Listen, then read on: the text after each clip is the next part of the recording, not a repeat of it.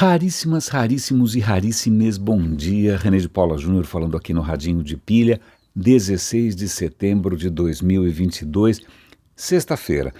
Hoje, sem passarinhos ao fundo, eu poderia talvez ter trazido uma outra gravação extraordinária de um passarinho misterioso. Eu sei que um raríssimo aqui já deu um palpite, talvez seja um sabiá, eu não sei. Na verdade, eu acho que é algum tipo de agente secreto do mundo canoro mandando mensagens criptografadas no meio da madrugada, porque é o canto menos melódico que eu já ouvi.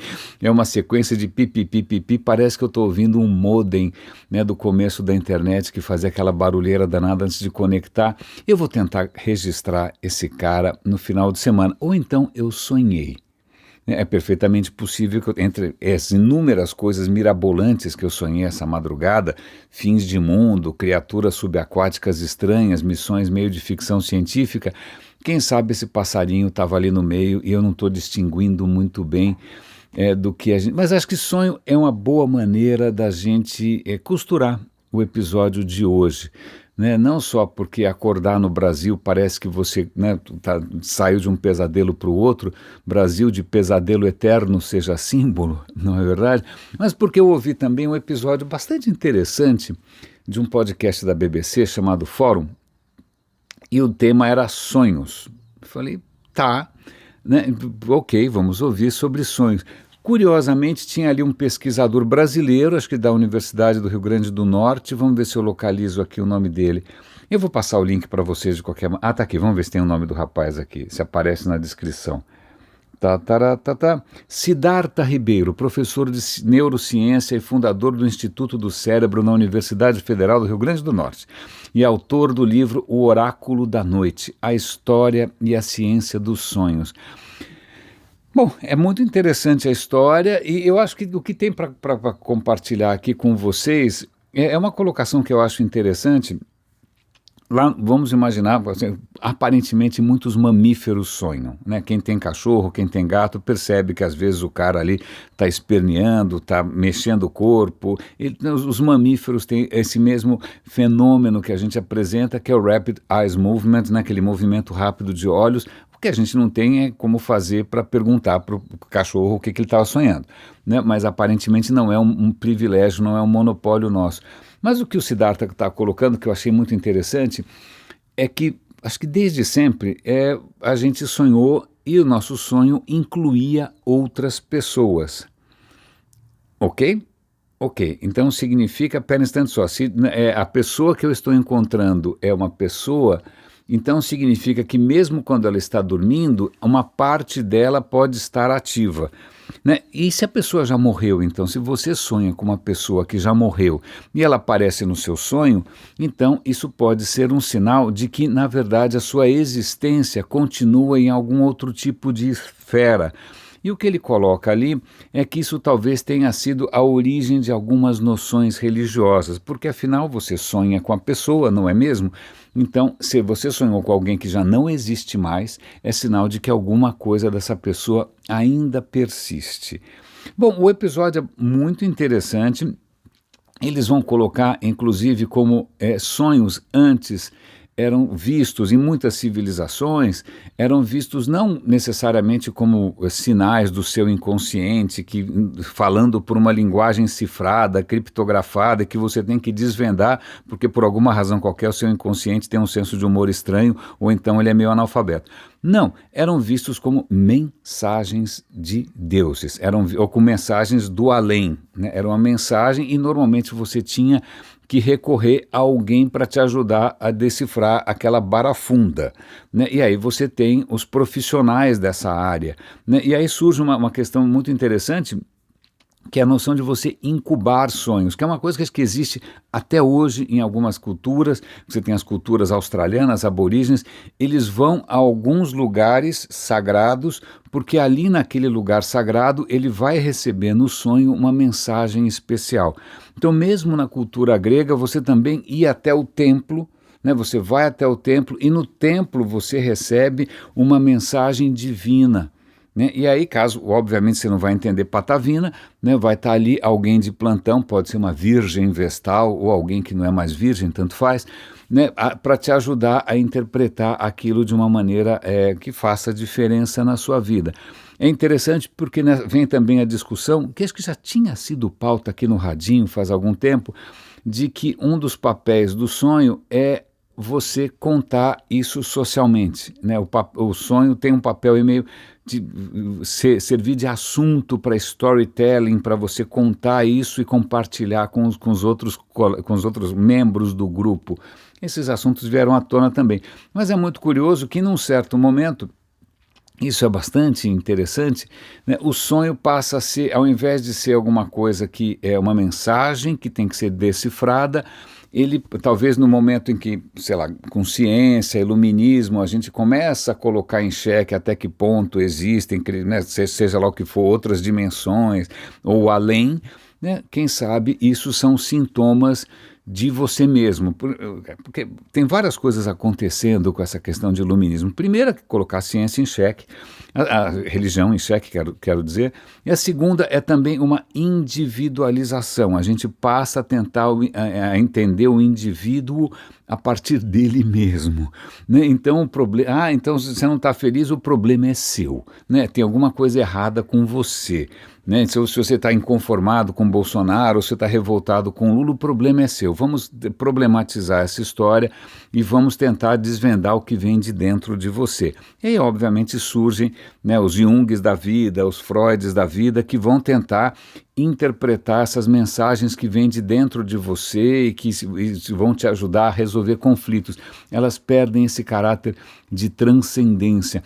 Mas eu achei interessante essa história dos sonhos terem talvez um papel importante no surgimento, né, de uma certa visão de mundo, porque até hoje, eu acho que todos vocês, né, você sonha com alguma coisa, você fala, nossa, sonhei com fulano, deve ter acontecido alguma coisa. Aí durante o dia você fura o pneu e fala, nossa, é verdade, eu sonhei essa noite que a minha avó...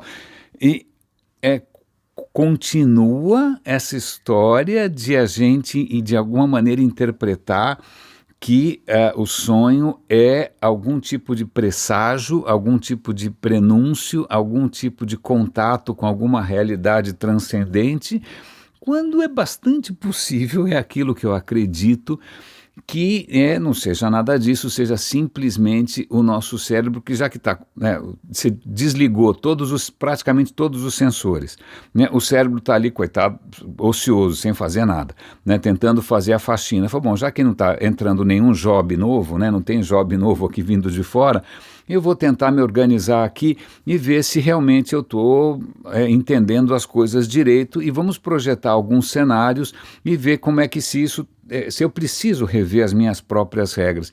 Então é perfeitamente possível que os nossos sonhos, aliás, bastante provável, que os nossos sonhos sejam justamente isso, o cérebro tentando se reprogramar, tentando averiguar se ele precisa ou não rever a maneira como ele está estruturado, e para isso ele faz algumas pequenas simulações. Mas o que eu achei interessante dessa história dos sonhos, e, de novo, eu sei que é incontrolável, a gente vai se deixar afetar, a gente vai ficar impressionado, a gente vai tentar associar o que aconteceu durante o dia com o sonho, e vai ter alguma história em que algum sonho quis dizer alguma coisa, o que probabilisticamente é inevitável, porque se você sonha inúmeras vezes durante o dia, durante inúmeros dias, alguma hora vai ter alguma coincidência. Mas convenhamos que estatisticamente não é muito significativo.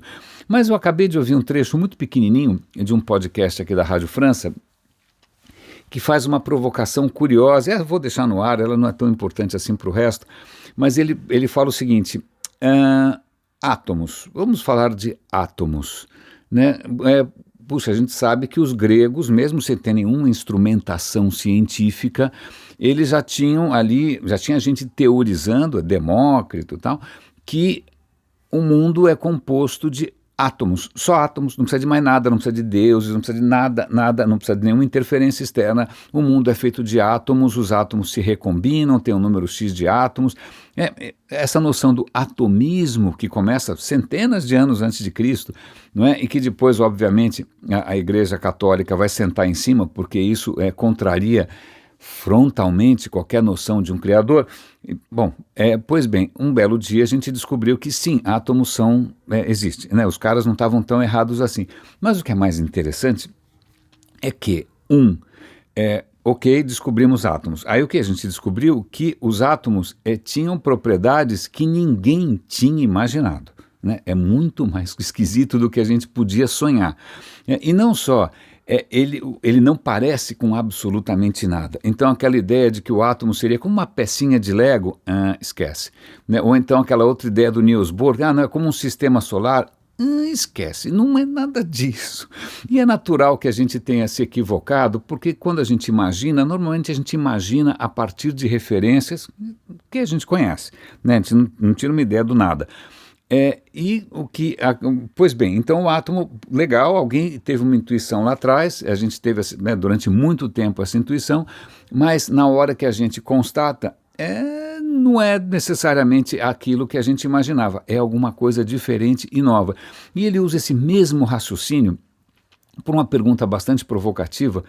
Eu já tinha feito uma colocação parecida a alguns episódios já, que era o seguinte: vamos imaginar que a gente finalmente descobrisse vida em outros planetas. Aliás, tem até uma notícia interessante, a NASA está anunciando que a sonda Perseverance, né, que eles estão chamando de Percy, o Perseverance, ela está fazendo uns buracos lá em Marte, com umas brocas e tal, e numa região ali que é bastante propícia a encontrar possíveis sinais de vida, que ali era o delta de um rio. Falou, olha, se teve vida em Marte, aqui, que é onde a água, né, parava, aqui é um bom lugar.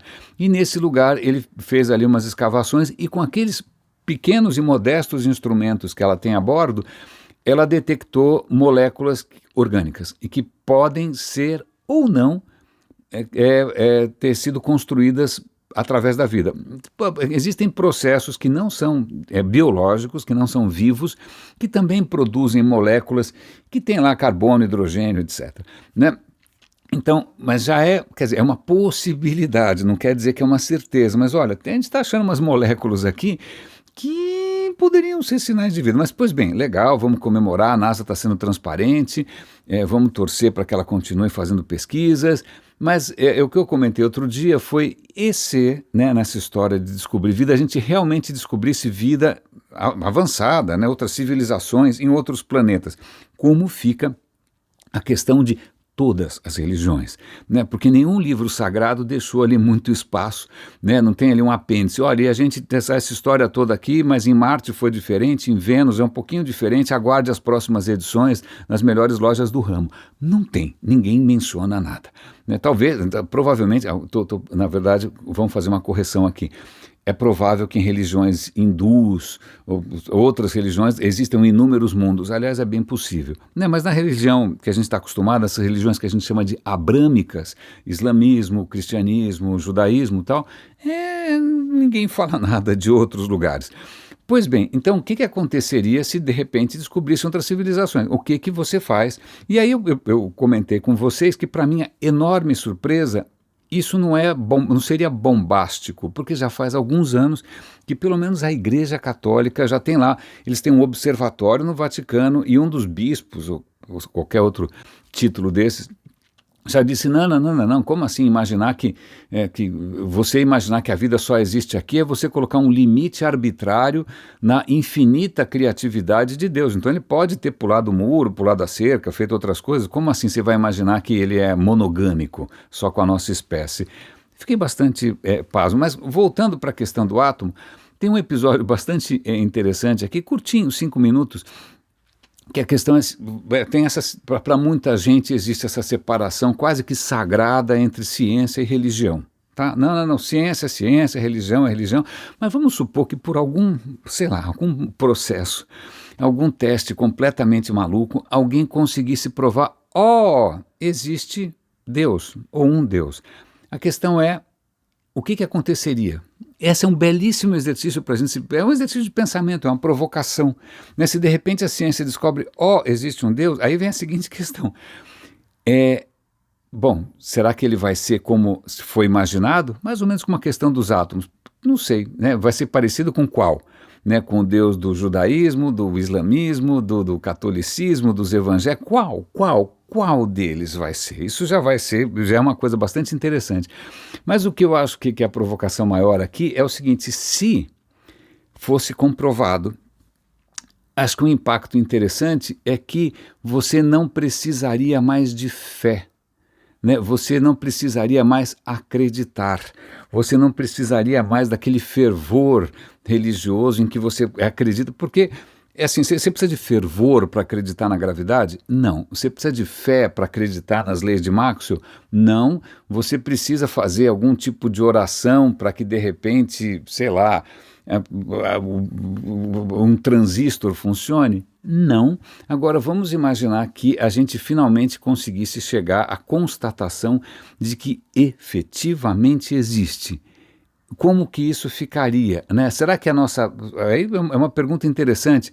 Será que uma das partes fundamentais da nossa fé, que é uma parte da natureza humana, né, é justamente acreditar naquilo que é inexplicável? Na hora que você explicar, a gente vai acreditar em quê? É só uma pequena provocação. Eu achei essa história extremamente interessante. Fica aí com uma pequena sementinha para a gente ficar pensando. E já que a gente está falando em acreditar em coisas que existem ou não existem, pois bem, matéria escura.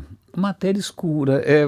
A gente fala de ciência, mas a ciência tem grandes desafios pela frente. Né? Eu, você, os meus sapatos, meus óculos, tudo é feito de átomos, já que a gente está falando de átomos, certo? O celular funciona, tá legal, funciona com radiação eletromagnética, tá bom.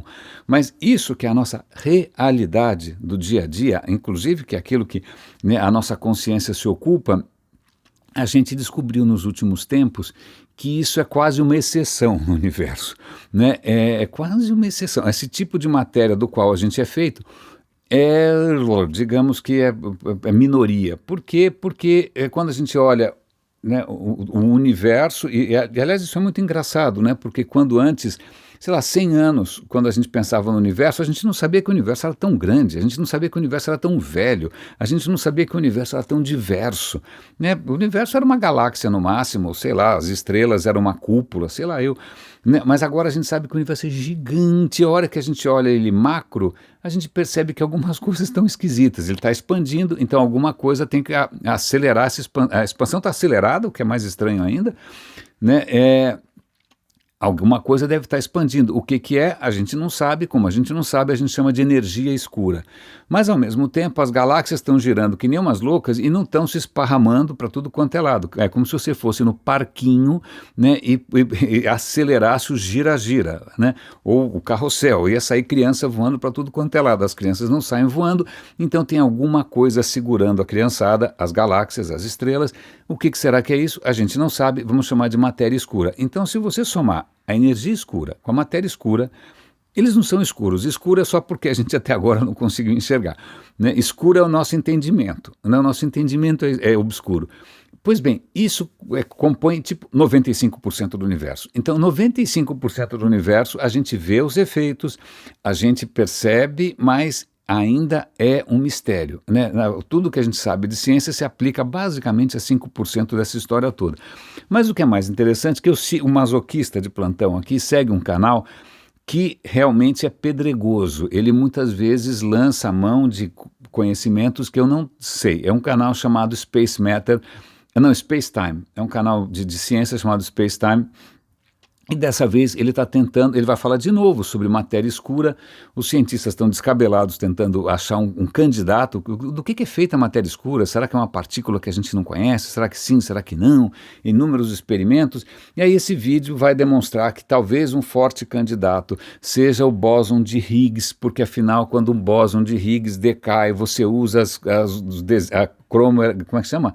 A cromodinâmica quântica para blá, blá, blá, blá, blá. Eu já não estava entendendo mais nada.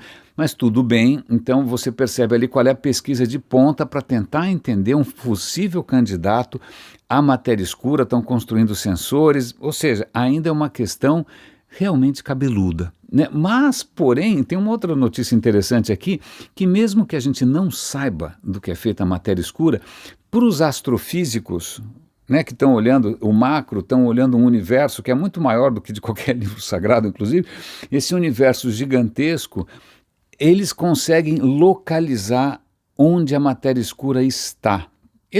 Para eles não faz tanta diferença do que ele é feito, né, do que é bem. A hora que descobrirem, ótimo, obrigado, tal, mas enquanto isso a gente vai se virando. E o que é interessante é que eles acabaram de produzir mais um mapa de onde a matéria escura está distribuída. Como é que a gente vai saber se ela é em princípio escura, se ela é em princípio invisível? A gente percebe pelos efeitos. Um dos efeitos é como a matéria escura, ela em princípio, aparentemente, ela só interage com gravidade, só com gravidade, ela não quer saber de carga elétrica, não quer saber de campo eletromagnético, não está nem aí. Ela só quer saber de gravidade. Como ela mexe com gravidade, isso quer dizer que ela distorce o espaço-tempo. Então, quando você olha lá, pega o James Webb, olha lá para o fundão do universo, lá para o fundão, as coisas mais antigas do mundo, você percebe que a imagem pode estar um pouco distorcida. Como assim você está distorcendo se, né, é vácuo? Não é vácuo? Se não tem nada, o que está distorcendo? Pois bem, gravidade deve estar distorcendo. Isso às vezes até funciona como uma lente. Imagina, uma lente feita de nada, uma lente que em princípio deveria ser transparente, mas ela faz com que a luz que vem lá de trás, a hora que ela passa por essa distorção aí, ela fica meio distorcida. E os caras conseguem mapear a distribuição da matéria escura. Então, galáxias, veja só que interessante, galáxias costumam ter em torno de si um halo. Halo é aquilo que aparece em imagens bizantinas na cabeça de santos, não é mesmo? Não, mas nesse caso o halo é como se fosse uma calota de matéria escura.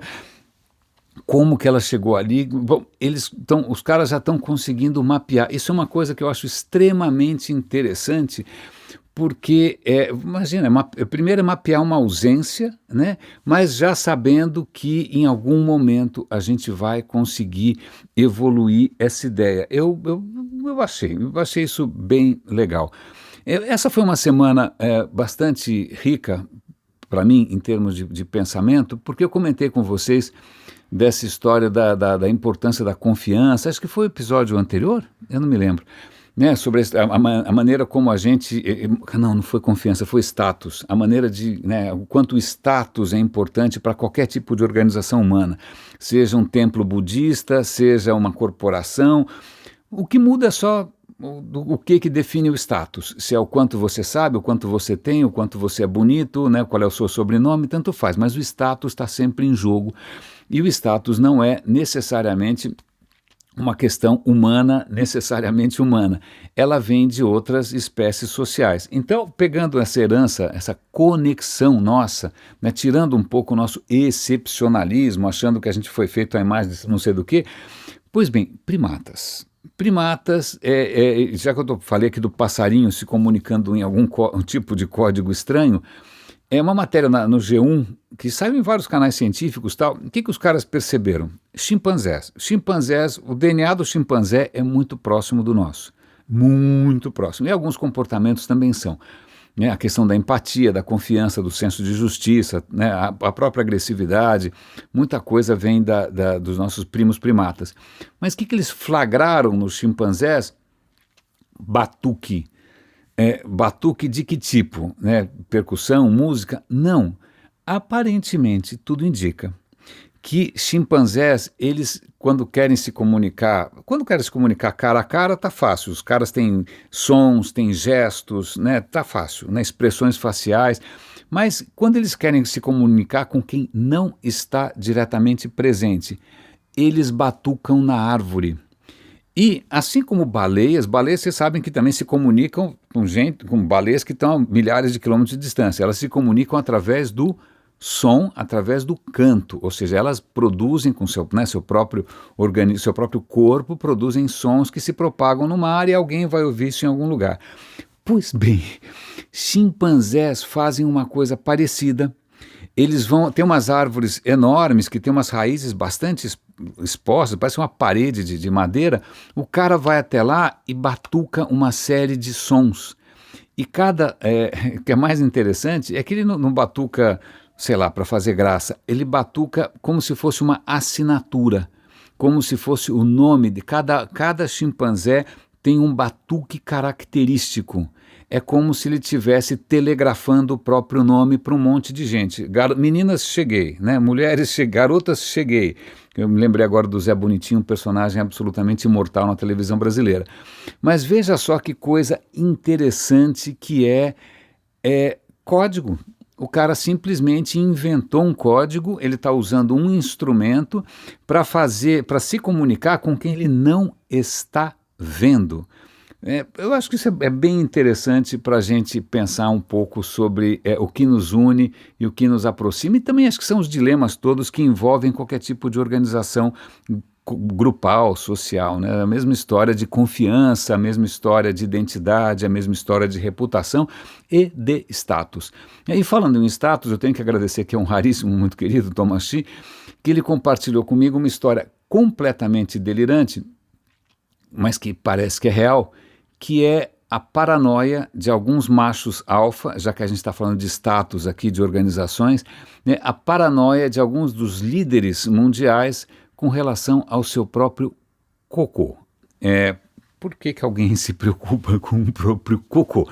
Porque o cocô, imagina se o Putin, por exemplo, viaja para algum outro país, né, vai para um evento, Davos, ou seja o que for, né, G8, né, e aí ele faz um número 2, né, e de repente os espiões da CIA conseguem se apropriar daquela massa fecal, né, e submetem aquilo a inúmeros testes para descobrir se ele está doente ou não. Ou eventualmente para pegar DNA e fazer um clone do Putin, mas se bem que é só fazer um robô, né, não faz muita diferença.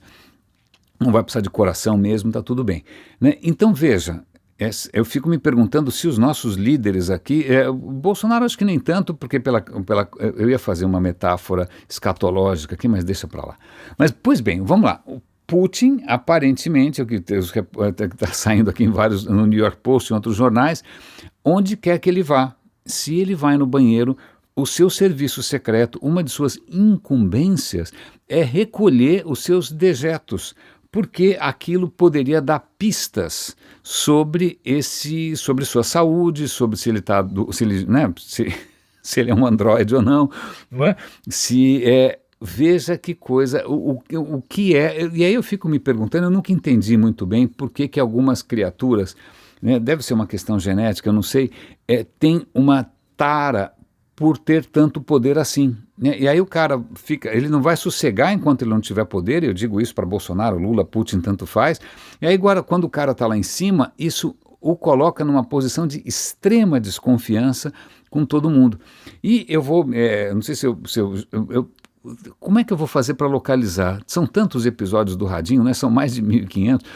Em algum episódio eu me lembro de ter comentado sobre a questão do status em grupos de primatas e, curiosamente, o primata que está num status mais alto, que é o macho alfa, ele envelhece mais rápido. Ele envelhece mais rápido porque ele vive num estado de estresse contínuo, porque ele sabe que aquela posição é disputada, ele não pode confiar em ninguém. Então, quando a gente vê, né, você fica lá, nossa, como é que Obama envelheceu tanto? Não, qualquer líder numa posição dessas, o cara não dorme direito. Isso não é só um monopólio humano, não é Maquiavel, não é Shakespeare. Qualquer primata passa pelo mesmo tipo de estresse. Assim como você também passa, a tua saúde fica estressada, você tem sinais ali de estresse, cortisol, né, que chama, no seu sangue, se você estiver numa posição inferior em termos de status. Se você for o último, né, como é que chama? O cocô do cavalo do bandido, ou outras partes desfavorecidas da anatomia da cobra, você também fica permanentemente estressado porque você está exposto, você não vai contar com o apoio de ninguém. Então, se você pegar a saúde dos primatas, né, os primatas que estão numa posição ali mediana, mais ou menos próximo do poder, mas não necessariamente, né, na vitrine, eles têm uma saúde melhor, eles vivem mais tempo. Então veja de novo como que a gente realmente pode entender um pouco mais a nossa, nossas sagas shakespearianas, o Nelson Rodrigues total, na verdade vem de longe. Tem já que eu falei aqui em canais de ciência, tem um canal que eu gosto bastante, como é que chama, aliás, como é que chama esse canal? Stay Curious, It's Okay to Be Smart. Acho que não é It's Okay to Be Smart. Como é que chama esse canal? Eu vou dar o link para vocês. Eu, assim como muitos raríssimos, todo mês, né, quando podem, contribuem com o Coffee.com, com o Radinho, eu contribuo regularmente com esse canal também. Tem vários canais que eu regularmente, porque eu quero que eles continuem, eu divulgo o trabalho deles. Aliás, vou fazer um parêntese aqui. O Radinho está estacionado há um bom tempo, no SoundCloud, mais ou menos 700 e poucos assinantes. Parou, né? Eu não saio disso. E acho que em outras plataformas também. O número de vezes que qualquer episódio do Radinho é ouvido está na faixa de umas 500 vezes, 400, 500, e não sai disso. Talvez seja esse meu limite natural, né? Talvez não tenha tantos raríssimos assim no mundo. Mas tem uma coisa que... às vezes eu fico alegre por uns 30 segundos quando eu vejo que de repente um episódio foi compartilhado.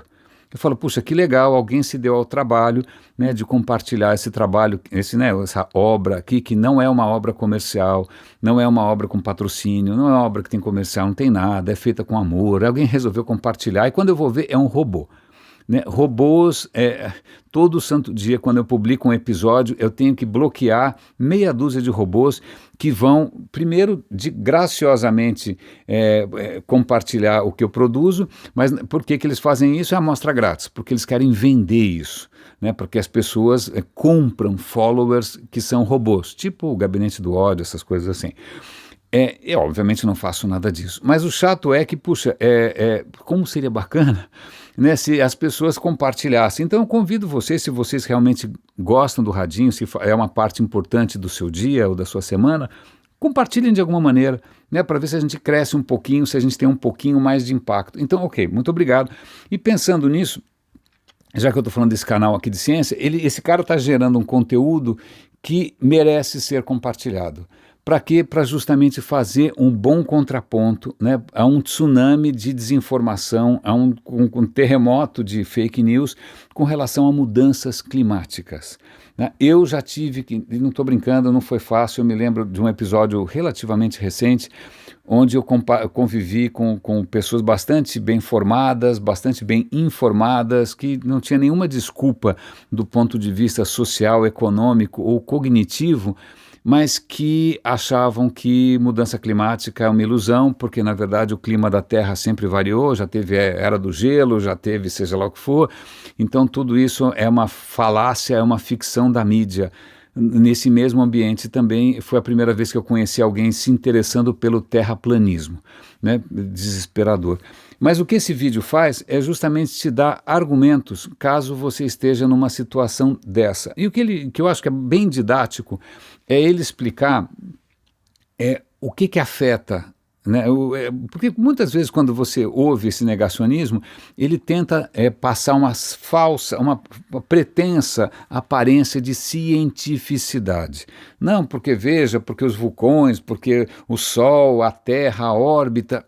Pois bem, a questão é a seguinte, esses fatores todos, esse vídeo explica muito bem, sim, há vários fatores naturais afetando as mudanças climáticas ou afetando o aquecimento global. E ele vai mencionar todos.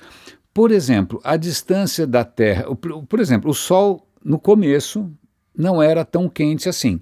Ele está ficando mais quente à medida que o tempo passa. Então tem gente que bota a culpa, tá vendo, é o Sol que está ficando mais quente, a culpa não é nossa. Né, eu vou continuar com a minha SUV a diesel, né, eu vou continuar andando com uma moto fumarenta por aí, porque afinal a culpa é do Sol. Não. a gente hoje consegue mensurar bastante bem o papel do Sol e a temperatura do Sol, acho que eu já esqueci o número, mas ela sobe, ou o calor do Sol sobe 0,009% a cada sei lá quantos mil anos, nada, é muito pouco. Ou seja, se você levar em conta que o Sol realmente está esquentando com o tempo, mesmo assim, isso não explica. Tá bom? Isso acontece, mas isso não explica. Quando você vê ali o desenho do gráfico, da temperatura subindo, do calor subindo, e se você subtrair o Sol, esquece. Não, mas olha, que na verdade, a distância da Terra ao Sol... Perdão, a garganta aqui puxou um pouco o tapete. Mas voltando, a distância da Terra ao Sol varia. Sim, ela varia. Existe uma coisa chamada periélio, afélio. Quando a gente fala que a distância da Terra ao Sol, entre a Terra e o Sol, é de 150 milhões de quilômetros, que é bastante. A luz demora 8 minutos para fazer isso, tá bom? A luz, que é a coisa mais rápida possível e imaginável, ela demora 8 minutos, são 150 milhões de quilômetros. Mas essa distância, como a órbita da Terra não é circular, ela é elíptica, né? Você tem hora que está mais perto, você tem hora que está mais longe. Então, ela oscila entre 152 e 147. Então, em alguns momentos, né, em janeiro, por exemplo, a incidência de luz do Sol é um pouco maior, porque a Terra está mais perto. Mas um pouco maior significa alguma coisa como 6%. De novo, com a hora que você pega todas o gráfico, a curva, então tá bom, vamos subtrair, vamos ver qual é o impacto dessa variação da distância da Terra. A curva continua subindo. Então não é isso. Não, mas é porque o eixo da Terra está inclinado. E esse eixo da Terra, essa inclinação... Sabe quando você gira um peão? Se é que alguém lembra ainda como é que é girar um peão, né? Peão. Era o brinquedo de criança que não tinha tanta grana, acho que ainda é. Mas você gira o peão, no começo ele está de pezinho, tem uma hora que ele começa a tombar. A Terra está tombadinha. Então, mas esse ângulo também varia. Sim, esse ângulo varia. Sim, a gente sabe de quanto em quanto tempo ele varia. Isso está tudo calculado. A hora que você leva isso em consideração, também não faz tanta diferença assim. Não, mas veja bem, o ângulo, porque quando um peão começa a tombar, ele começa a girar de uma maneira estranha, chama precessão. Né? A precessão da Terra, ok, a gente também já sabe a precessão da Terra, isso a cada 21 mil anos, seja o que for, isso também não explica. Então os vulcões, veja, e aí tem memes por aí, eu não sabia, nunca tinha visto, graças aos céus, memes que dizem, olha, o vulcão Etna ou Vesúvio, já não lembro, acho que é o Vesúvio lança, o que o Vesúvio lança de gás carbônico na atmosfera é muito maior do que o que a humanidade... Não, esquece. Sim, a gente sabe quantos vulcões existem. Satélites estão monitorando. A gente sabe o que e quanto cada vulcão está soltando. Mas a questão é, se você somar essa zona toda e subtrair, de novo, não tem praticamente efeito nenhum. Sabe por quê? Porque a humanidade hoje, ela gera mais gás carbônico que os vulcões. Mais quanto? 20%? Não, 60 vezes mais. Então, nós com os nossos carros, aviões, etc., motocicletas, motoboys, a gente põe 60 vezes mais gás carbônico do que todos os vulcões reunidos. Não, mas veja bem, há 252 milhões de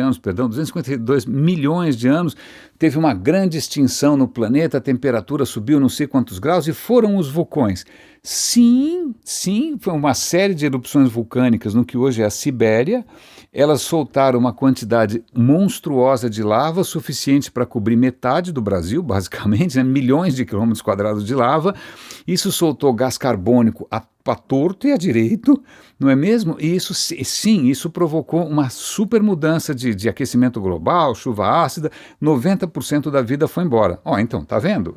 Quem está fazendo isso é a Terra, não somos nós. Calma.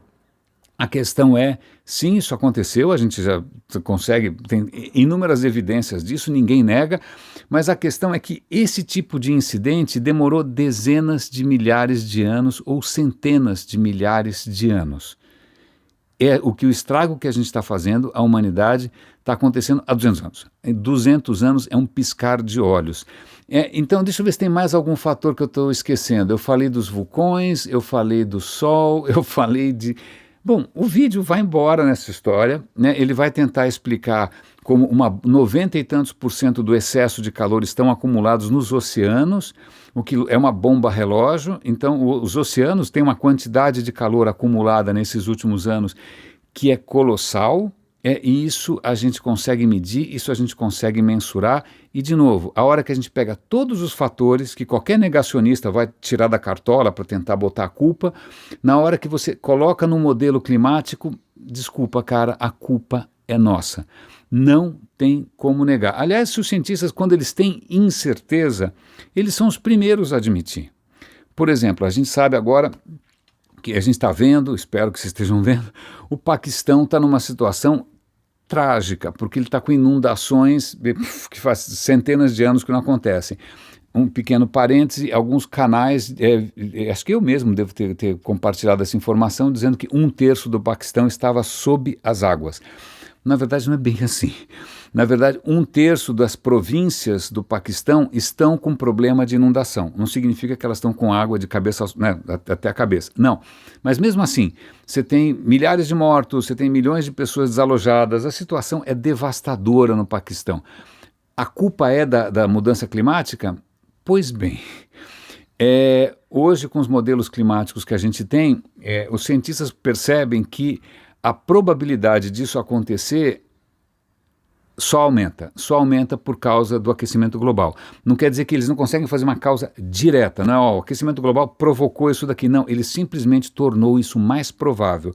Quantas vezes mais provável? Talvez 30 vezes, né, para alguns cenários, talvez 50 vezes para alguns cenários. É o que está acontecendo. Esses mesmos modelos climáticos, eles estão demonstrando que, olha, graças ao aquecimento global, ou desgraças, né, você escolhe, essas secas e incêndios nos Estados Unidos, a chance delas acontecerem é, sei lá, 50 vezes mais alta. Isso o modelo consegue dizer, mas o cientista é o primeiro a dizer o nível de incerteza que ele tem. Então não tem aqui uma conspiração que alguém está tentando forçar algum tipo de história oficial, alguma versão pela máfia dos, sei lá, pedófilos comedores de pizza. Não. Então vai fazer diferença, ou talvez as pessoas prefiram acreditar em histórias fantasiosas, elas prefiram acreditar no tio do churrasco, elas prefiram acreditar nos ministros do Bolsonaro, eu não sei, né? Então por isso que eu estou compartilhando isso com vocês, porque eu acho que isso precisa ser compartilhado, isso merece ser compartilhado. A gente tem que se preparar para fazer frente a quem vem com argumentos que parecem científicos, né? Esses vídeos de fake news, eles sempre têm algum cientista russo isolado, claro, né? Aquele cara que vive numa caverna, provavelmente, né? O Unabomber, e eles sempre vão citar alguém, blá, blá, blá, blá, blá, blá, blá, mas, cara, deixa para lá. Aliás, falando em incertezas e lendas e mitos, vamos falar da Biblioteca de Alexandria, né? Se vocês tiverem oportunidade de visitar o Egito, não deixem de ir à cidade de Alexandria. É uma cidade interessante, me lembra um pouco Santos, não sei porquê, não sei lá, mas é uma cidade interessante, que historicamente também é importantíssima. Foi, obviamente, por que chama Alexandria, né? Porque o Alexandre o grande psicopata. Eu não tenho nenhuma admiração por esses conquistadores que, se tivessem feito terapia, a história do mundo ia ser um pouco mais legal. Mas Alexandria foi criada pelo Alexandre, deixou ali um monte de, mais ou menos como, né, os governos brasileiros, botam um monte de cupincha para tocar, né, à medida que o Alexandre foi conquistando, ele foi deixando generais para tomar conta. Esses generais, curiosamente, todos se autodenominavam Ptolomeu, né, e aí vem um Ptolomeu atrás do outro, né, é a civilização ptolomaica. Vale lembrar que a própria Cleópatra é descendente desses, ela é rainha do Egito, mas ela não era egípcia, ela na verdade é uma descendente desses gregos, ela era ptolomaica também. Pois bem, Alexandria, ok? O que mais que você pensa em Alexandria? Biblioteca de Alexandria. Eu que sou um bibliófilo, que adoro o livro, né, toda vez que eu penso na Biblioteca de Alexandria sendo queimada, sendo perdida, isso me dói no coração. Mas a questão é que talvez um pouco disso seja mito. Eu vou dar o link aqui para um vídeo muito interessante no YouTube que mostra o seguinte. Vamos lá. Quando Alexandria é criada, né, o Ptolomeu I, o cara, né, fala, eu quero transformar isso aqui num centro de saber. Ele começa a atrair os melhores cérebros, né, conhecidos, pensadores, escolásticos, como é que chama? Acadêmicos, sei lá, filósofos, vem para cá, eu vou te dar uma grana. Né? E ele começa, inclusive, a coletar todas as obras publicadas possíveis e imagináveis. Ele começa, aliás, se o seu navio parasse em Alexandria, muitos navios paravam, os caras inspecionavam para ver se você tinha livro para copiar. Né? Eles não tinham xerox na época, não tinha pendrive, você tinha que copiar na mão.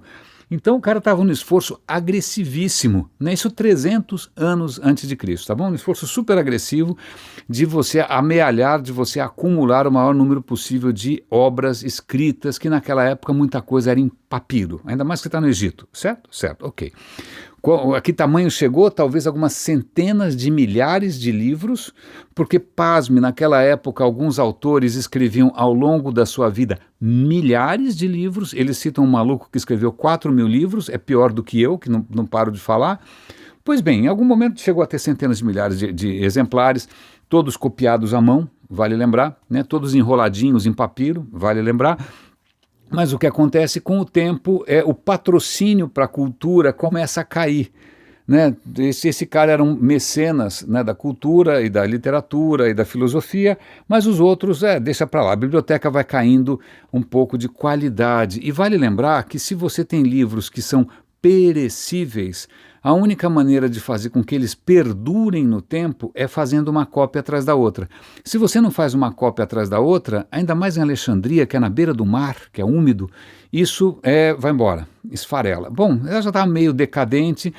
Bom, eu falei da Cleópatra, né? Júlio César, Júlio César que teve uma história com a moça, um filho inclusive, né? O Júlio César está numa batalha contra Pompeu, Pompeu vai para o Egito, no que o Júlio César está querendo vencer Pompeu, ele chega em Alexandria e antes que, né, Pompeu usasse os navios que estavam ali no porto, o Júlio César põe fogo nos navios, ele promove um incêndio dos navios, e esse incêndio teria queimado uma parte da biblioteca, que nessa altura do campeonato já não estava muito bem das pernas, entendeu?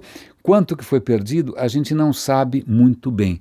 Mas ela não se esgotou, você tem sinais daquele ambiente sendo meio frequentado durante, acho que até o Império Romano, do século III, século IV, mas acontece de tudo por ali, né? Tem tsunami, terremoto, guerra civil, invasões e custava manter. Então, com o tempo, ela não foi vítima de um atentado só. Né? Tem uma notícia, inclusive, que no século XVI, né, quando os árabes conquistam ali a região, quando conquistam o Suleiman, o Magnífico, que é um belo nome para um sultão, ele botou tudo abaixo e a lenda é que ele não sabia o que fazer com aqueles papiros todos, aqueles livros todos, ele resolveu usar aquilo de combustível nas cozinhas e nas lareiras, e aí a cidade ficou coberta da fuligem de milhares de livros, ó que dou. Mas nessa altura, praticamente 1000 anos depois, tinha sobrado muito pouco. Sobrado muito pouco porque era tudo muito perecível. E mesmo em termos da perda real, o que a gente perdeu essa era uma época ali, né, na época mais ou menos de um pouco antes de Cristo, em que os livros eram copiados sem parar, todo mundo copiava tudo. Então, provavelmente, o que estava ali havia cópias em outros lugares. A gente deve ter perdido justamente aquilo que não valia muito a pena copiar. Muito interessante essa história. Vale lembrar que não foi a única biblioteca, Alexandria não foi. Vale lembrar que em Pérgamo é uma outra cidade que hoje é na Turquia, né, que também foi criada por esses ptolomaicos malucos. Esse cara que criou Pérgamo, ele tinha um cara competitivo, ele queria ter mais livros do que Alexandria, começou também a juntar uma biblioteca enorme. O pessoal de Alexandria falou, opa, parou. Não, você não vai ter uma biblioteca maior que a nossa. Eles proibiram a exportação de papiro. Então o cara falou, pô, e agora, como é que eu faço uma biblioteca sem o papiro do Egito? E aí ele inventa o pergaminho que vem de Pérgamo, certo? Usando pele de animal. Né? Daí que vem essa história. Mas, pois bem, havia inúmeras outras bibliotecas e todas elas foram devagarinho sendo, coitadas, carcomidas pela ação do tempo. Mas isso que eu acho interessante, porque faz lembrar uma questão, acho que da própria vida, a vida humana. O que é? Não só a vida biológica. A vida biológica ela é uma invenção, né, natural para persistir no tempo, né? O nosso corpo é frágil, ele tem que ficar se reconstruindo o tempo todo, reconstruindo o tempo todo, reconstruindo o tempo todo, né? Chega uma hora que ele não consegue reconstruir, você está com 58 anos, ele não se reconstrói com a mesma agilidade. Mas aí você se reproduz, porque você tem que ficar reconstruindo o tempo todo. Então, veja, livros, embora sejam objetos, né, que em princípio, né, não são vivos, mas nós os mantemos vivos. Né? O que acontece se nós não mantivermos os livros vivos? Eles simplesmente desaparecem. E falando em livros e que desaparecem, duas questões interessantes aqui. A primeira delas, eu estava ouvindo aqui com deleite um podcast que eu adoro, que eu sigo há bastante tempo, que chama In Our Time. É um podcast que já tem há 20 anos, é muito antigo. Na verdade, ele já era programa de rádio antes de ser podcast, com Melvin Bragg. E eles estavam de férias, ele tira férias, o velhinho tira férias, voltou, e o primeiro episódio dele foi sobre um livro extremamente importante. Se você não leu, leia. Eu já devo ter lido umas 2 vezes, eu acho que eu vou ler de novo. Que é o 1984, do George Orwell. O episódio foi bárbaro, porque, primeiro são todos ingleses, né? O George Orwell é inglês, na verdade ele não se chamava George Orwell, ele se chamava Eric Blair, George Orwell é um pseudônimo. Vale lembrar que o George Orwell, ele já era um cara que já ia tocando a sua vida ali como jornalista, como ensaísta, lançava livros, e ele fez muito sucesso a hora que ele lança a Revolução dos Bichos, que em inglês chama Animal Farm, que era uma crítica bastante dura ao comunismo soviético. Vale lembrar que o George Orwell sempre foi um socialista democrático, ele acreditava na democracia, mas com essa versão meio PSDB, uma social-democracia. Ele se engaja politicamente quando... Veja, se a gente acha que esse tempo que a gente está vivendo é bizarro, imagina um pouquinho entre as 2 guerras mundiais. Realmente ali, para você manter a sua sanidade mental, não deve ter sido fácil. O que acontece? A Espanha...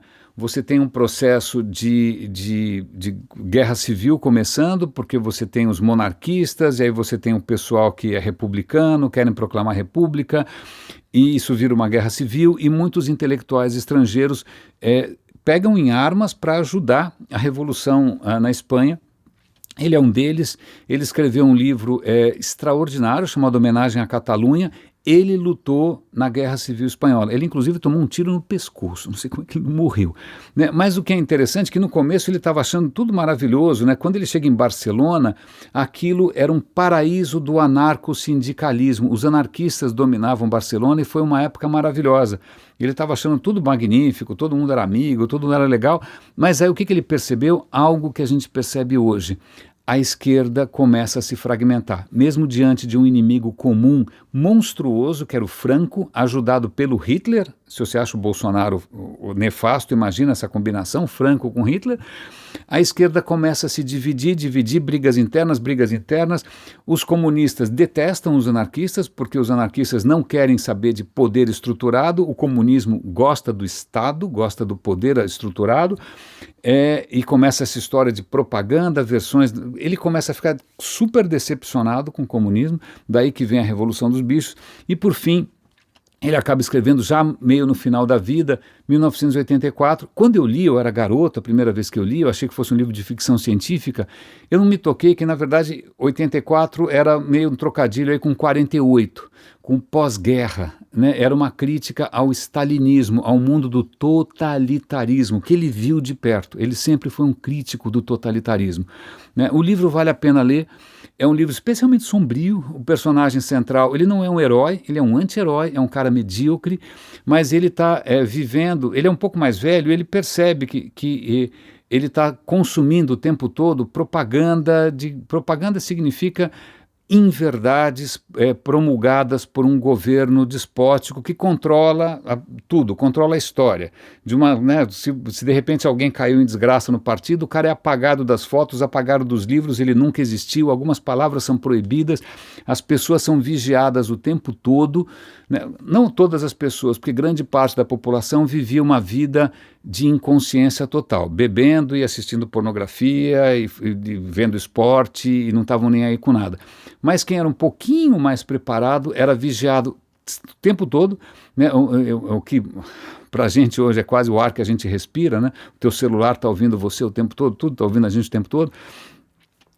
Então, é um livro bastante sombrio, ele acaba sendo preso, ele acaba sendo torturado, não é um livro leve, mas ele serviu de contraponto a uma outra visão de futuro, que é de um outro inglês, que é o Aldous Huxley, alguém com uma história completamente diferente, praticamente um aristocrata, um cara bonitão, extremamente inteligente.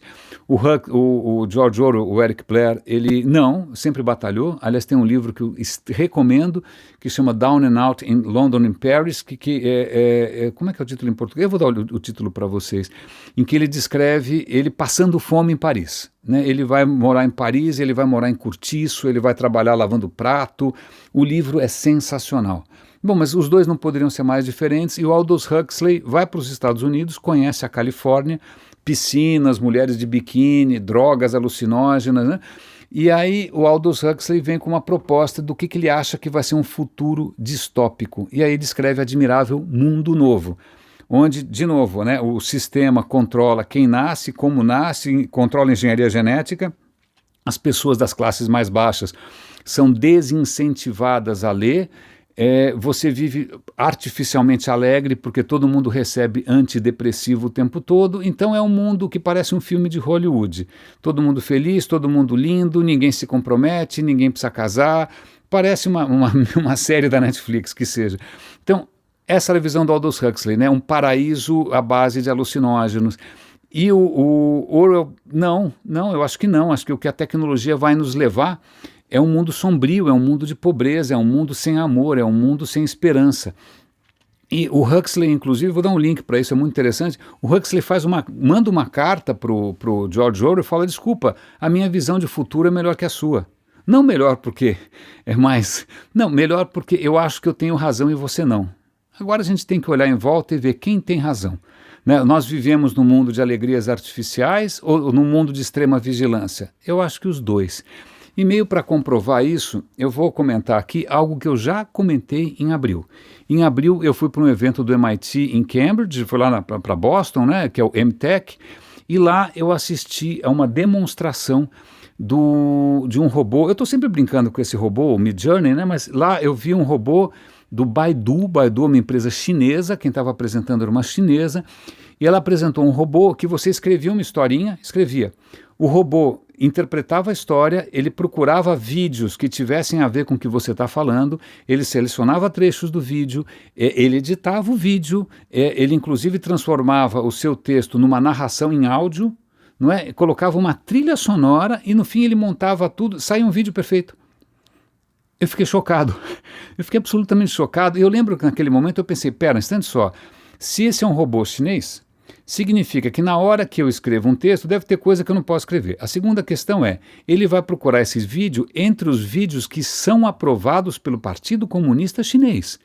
Então, mesmo que eu imagine alguma história um pouco diferente, ele vai me empurrar todo o universo da propaganda chinesa e eu vou acabar gerando, com auxílio de um robô, mesmo sem perceber, mais propaganda.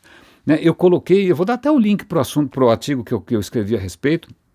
Não adiantou nada, acho que ninguém quis, infelizmente, repercutir muito as minhas opiniões naquele momento, mas o que acontece? Eu vou dar um link para um outro artigo aqui, de novo da Technology Review do MIT, mostrando que agora o robô da Baidu, que tem um nome engraçado, como é que ele chama? Ernie, como é que chama o robô do Baidu? É um nome gozado, é um nome em inglês, vou lembrar já, mas eu vou dar o link para vocês. Ah, tá aqui.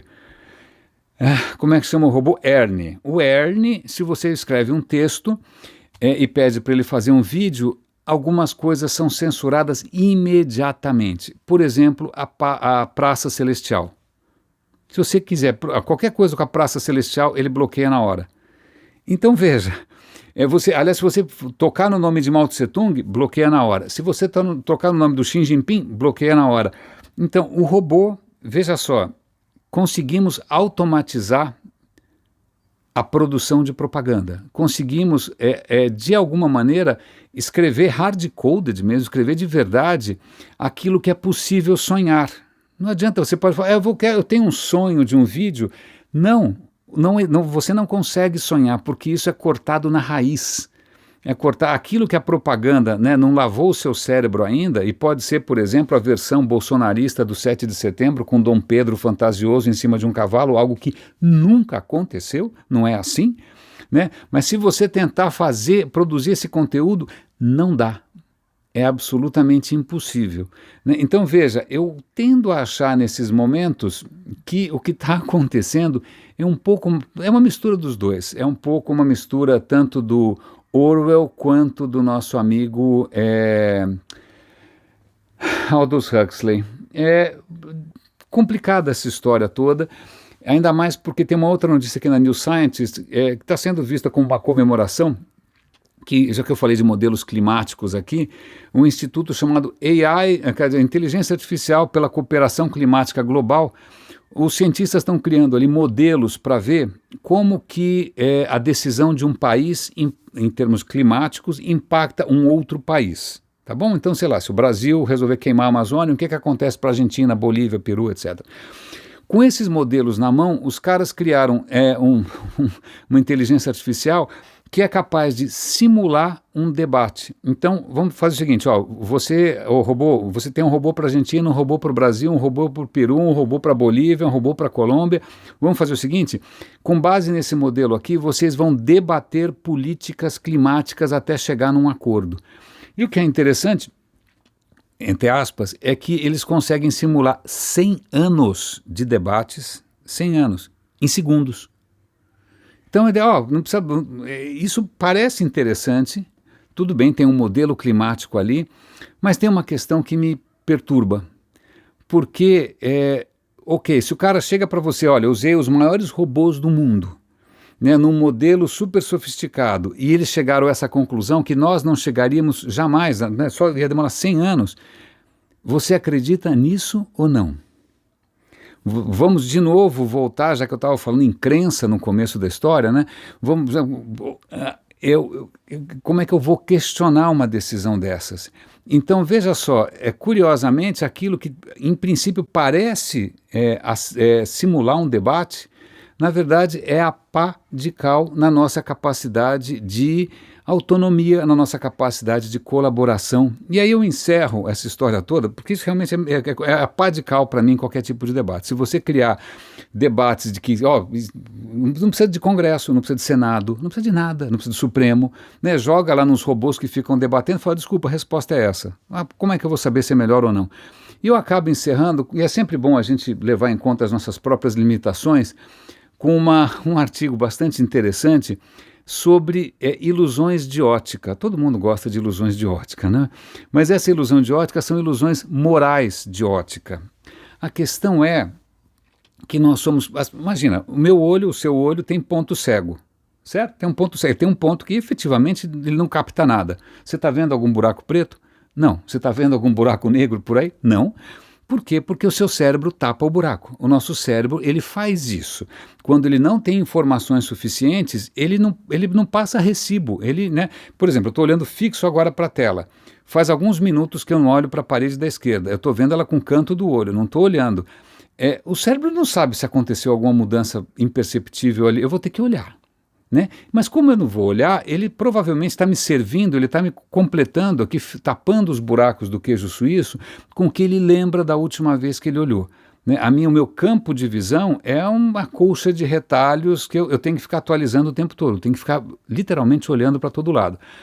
Pois bem, a moral faz uma coisa muito parecida, a gente tem ilusões de ótica morais. Às vezes você está numa situação meio duvidosa e aí você sabe que tem decisões que são mais morais e outras que são menos morais, mas quando o seu autointeresse entra em jogo, você pode criar uma ilusão de ótica moral para você mesma para justificar uma decisão que você sabe que é meio complicada.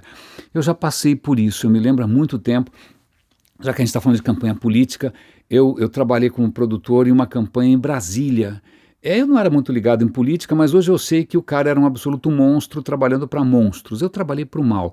Mas eu lembro que num certo momento eu estava ali pensando, eu acho que esse cara é do mal, puxa, tá certo eu trabalhar para esse cara? E naquele momento eu fiquei quebrando a cabeça, e eu tinha interesse na grana, claro, eu tinha interesse na oportunidade, mas eu pensei, olha, mas se eu não fizer, alguém vai fazer. Então se eu não fizer, não vai fazer diferença.